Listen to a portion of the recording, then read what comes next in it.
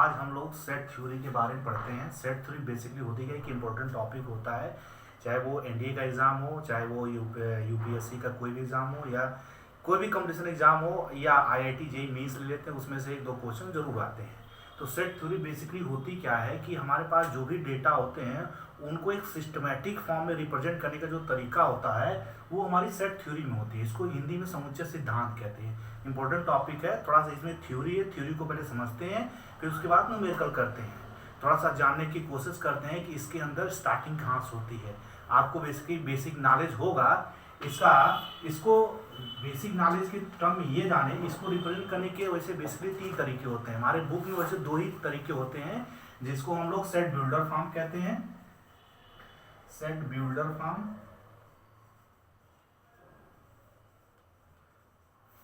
और एक होता है स्टेटमेंट फॉर्म, एक होता है रोस्टर फॉर्म। रोस्टर, इसी को हम लोग दूसरे नेम से भी जानते हैं, जिसको हम लोग टेबुलर फॉर्म कहते हैं। टेबुलर फॉर्म, जैसे मैंने एक एग्जांपल ले लिया, जैसे मैंने कह दिया आपसे कि सपोज करिए 6 write down 6 write down 6 odd number, 6 odd number, या write down first 6 odd number. तो अगर हम लोग स्टेटमेंट फॉर्म में लिखें तो ये जो लिखा हुआ है ये स्टेटमेंट फॉर्म में है ना। अगर हम लोग टेबुलर फॉर्म में लिखें तो इसको मान लेते हैं ये ए में कोई डेटा है, यहाँ पर अगर इसको नोट डाउन करें तो ए इक्वल सपोज कर लेते हैं, मान लेते हैं कि आपको बेसिकली फर्स्ट 6 नंबर लिखना है, तो आपको बस सिंपल लिख देना है 1 2 3 5 एंड 7 और लास्ट में 9, ये आपका हो गया, ठीक है। और इसी को अगर सेट बिल्डर फॉर्म में लिखें तो आपको कुछ नहीं करना है, बस सिंपल कर लेना है, लिख लेना है ए इक्वल टू, एक टर्म यूज करते हैं एक्स सच दैट एक्स।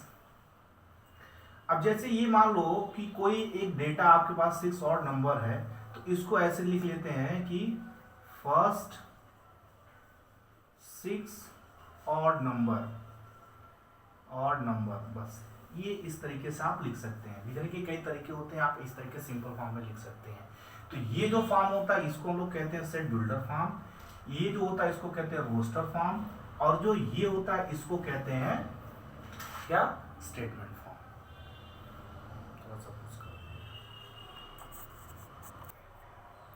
चलिए अब नेक्स्ट बात करते हैं। आपको पता हो गया कि किस तरीके से रिप्रेजेंट करते हैं सेट थ्योरी को। अब टाइप्स ऑफ सेट जानते हैं कि टाइप्स ऑफ सेट क्या होते हैं। मैंने इसलिए थोड़ा सा वीडियो को पॉज किया था ताकि थोड़ा टाइम कम लगे, इसको जल्दी से नोट डाउन करके आपको एक्सप्लेन कर सकूं।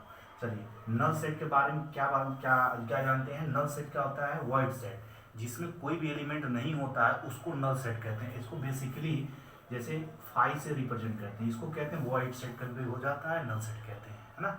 इसके बाद आता है सिंगलटन सेट। सिंगलटन सेट क्या होता है, जिसमें केवल एक ही एलिमेंट हो, ओनली वन एलिमेंट। जैसे मैंने एक एलिमेंट ले लिया 1, तो ये 1 सेट हो, ये इसको कहते हैं सिंगलटन सेट कहते हैं।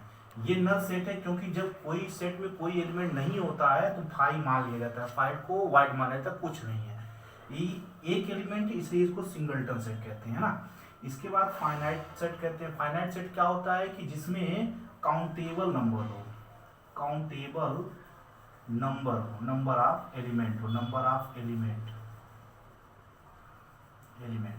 जैसे 1 to 10 है ना। जैसे first 100 odd number, first 100 even number, इस तरीके से आप जो भी मानते हैं अगर उसको काउंट किया जा सकता है तो वो हमारा फाइनाइट सेट हो जाता है ना। इसके बाद इनफाइनाइट नंबर। इनफाइनाइट सेट क्या होता है, जिसमें काउंट नहीं किया जा सकता, अनकाउंटेबल हो, है ना, इनफाइनाइट नंबर। जैसे ऑड नंबर, मैं कह दूंगा आपसे कि ऑड नंबर कोई नंबर नहीं दिया गया है, बस आपको ऑड नंबर कह दिया गया है। ये आपका एक तरीके का इनफाइनाइट सेट हो गया ना। इक्विवेलेंट सेट क्या कहते हैं, पहले इक्वल सेट से सीखते हैं। इक्वल सेट क्या कहते हैं, जैसे सपोज करो एक एलिमेंट ए है, उसमें 2 एलिमेंट स्टोर है, 1 और 2, ठीक है, और बी एलिमेंट है, अगर इसमें एलिमेंट हो 2, 1, तो इसको कहेंगे इक्वल सेट। क्यों इक्वल सेट कहेंगे, क्योंकि जो ये एलिमेंट है वही ये एलिमेंट है ना, इसलिए इसको इक्वल सेट कहते हैं। अच्छा, ये तो इक्वल सेट की बात हो गई। अगर इक्विवेलेंट सेट की बात किया जाए, इसमें क्या होता है, थोड़ा सा डिफरेंस होता है। जैसे सपोज करो एक एलिमेंट मान लिया जाए 1, 2 और एक एलिमेंट मान लिया जाए b equal to 1a, b, तो इसको इक्विवेलेंट सेट माना जाएगा। क्यों इक्विवेलेंट सेट माना जाएगा? क्योंकि इसके जो एलिमेंट, नंबर ऑफ एलिमेंट, इसमें भी 2 एलिमेंट हैं और इसमें भी 2 एलिमेंट हैं, समझ रहे हैं आप? तो दोनों में सेम मतलब इक्वल एलिमेंट है, लेकिन ये दोनों एक दूसरे से डिफरेंट हैं, इसलिए इसको इक्विवेलेंट कहते हैं। इक्वल नहीं है लेकिन इक्विवेलेंट माना जाता है। ये थोड़ा सा अंतर होता है ना, दोनों में डिफरेंस होता है। इक्वल सेट क्या होता है और इक्विवेलेंट सेट हो गया। आई थिंक आपको समझ में आ गया होगा। ठीक है, थोड़ा सा आगे चलते हैं। ठीक है, चलिए अब थोड़ा सा और इसके आगे चलते हैं। मैंने थोड़ा सा वीडियो पॉज कर दिया था, क्यों? क्योंकि वीडियो लंबी हो जाती, मैं इसको थोड़ा रब करने में टाइम लग रहा है ना। तो थोड़ा सा आगे चलते हैं, सबसेट की बात करते हैं। सबसेट से पहले थोड़ा सा समझते हैं यूनिवर्सल सेट क्या होता है। यूनिवर्सल सेट वो सेट होते हैं जो यूनिवर्सली ट्रूथ होते हैं। जैसे मैंने कह दिया कि नंबर 1, 2, 3, 4, 5 या इस तरीके से कुछ भी लिख दिया, या कह दिया गया कि जितने भी अल्फ़ाबेट होते हैं हिंदी में या इंग्लिश में, सभी एक तरीके क्या यूनिवर्सली ट्रूथ होते हैं। तो ऐसे जितने भी एलिमेंट होते हैं जो यूनिवर्सली ट्रूथ होते हैं, उसी को यूनिवर्सल सेट कहते हैं। यूनिवर्सल सेट एक ऐसा सेट होता है जिसमें एनी टाइप के सेट होते हैं वो इसके अंदर इंक्लूड होते हैं, है ना। तो इसको यूनिवर्सल सेट कहते हैं। आपको समझ में आ गया होगा। जैसे मैंने एग्जांपल ले लिया 1, 2, 3, 4, 5, 6, 7, 8, 9, 10, इस तरीके से नंबर लिखते जाएंगे, वो ट्रूथ होता जाएगा। तो इस तरीके से ये होता है यूनिवर्सल सेट, है ना। तो पावर सेट की बात करते हैं। पावर सेट बेसिकली क्या होता है कि जो भी एलिमेंट होता है, जैसे मैंने मान लिया एक सेट ले लिया, इसमें 2 एलिमेंट हैं। तो ये 2 एलिमेंट क्या बताता है, पावर सेट क्या बताता है, ये बताता है कि ये जो नंबर ऑफ एलिमेंट होते हैं ना, ये 2 के पावर n सेट बनाते हैं, सबसेट बनाते हैं। 2 के पावर n सबसेट। अगर मान लीजिए हम इसका सबसेट अगर बनाया जाए, तो इसमें 2 एलिमेंट है, टोटल होना चाहिए 4 सबसेट होना चाहिए। क्या होना चाहिए? सबसेट होना चाहिए। इसको सबसेट कहते हैं। कैसे? इसको अगर सबसेट बनाया जाए, a इक्वल टू आपके पास होना चाहिए 1, 2 और एक 5। ये जो होता है इसको कहते हैं क्या? पावर सेट कहते हैं। क्या कहते हैं? पावर सेट कहते हैं। आपको समझ में आ गया कि पावर सेट 2 के पावर n कैसे होता है, कि जितने भी नंबर ऑफ एलिमेंट होते हैं उसके पावर n, ये n नंबर ऑफ एलिमेंट होते हैं, इसलिए इसको पावर सेट कहते हैं, है ना। अच्छा, एक चीज मुझे बताइए, इसमें 2 चीजें होती हैं। एक होता है प्रॉपर सेट, एक होता है इम्प्रॉपर सेट।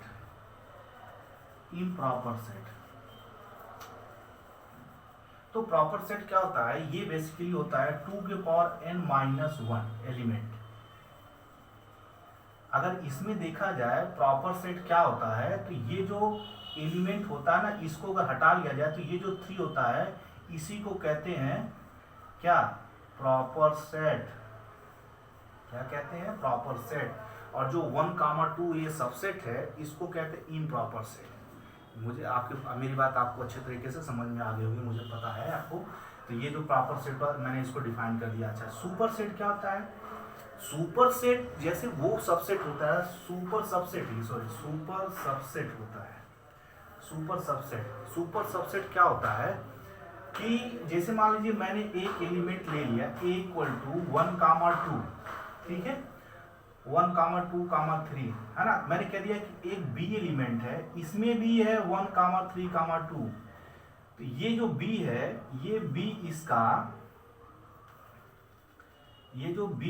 ये इसका सबसेट है।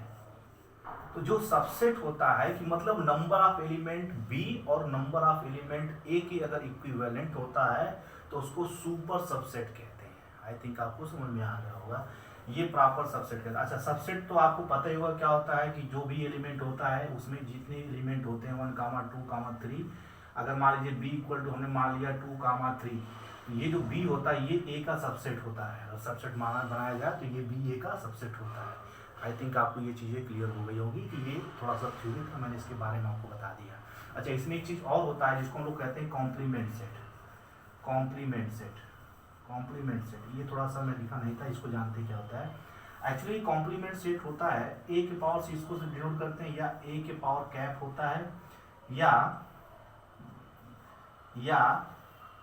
u माइनस ए, u क्या है, ये मैंने आपको यूनिवर्सल सेट बता दिया कि हमको कॉम्प्लीमेंट सेट निकालते समय यूनिवर्सल सेट से उस सेट को माइनस कर लेते हैं, सब्सट्रैक्ट कर लेते हैं, इसको हम लोग कॉम्प्लीमेंट सेट कहते हैं। जैसे मैंने मान लिया a इक्वल टू एक एलिमेंट ले लिया 1, 2 और u एक यूनिवर्सल सेट है जिसमें जीरो से लेकर के इन्फिनाइट नंबर तक है, ठीक है। अगर हमको कॉम्प्लीमेंट सेट निकालना होगा a की पावर c इक्वल टू निकालेंगे तो ये जो 1, 2 है ये हट जाएगा, तो बचेगा क्या हमारे पास 1, 3, 4 डॉट डॉट डॉट इन्फिनाइट। तो ये आपका जो होता है इसको हम लोग कॉम्प्लीमेंट सेट कहते हैं। आपको आई थिंक समझ में आ गया होगा। थोड़ा सा आगे चलते हैं, इसके ऑपरेशन के बारे में बात करते हैं। थोड़ा सा मैं वीडियो पॉज करता हूँ, इसको आगे ले चलता हूँ।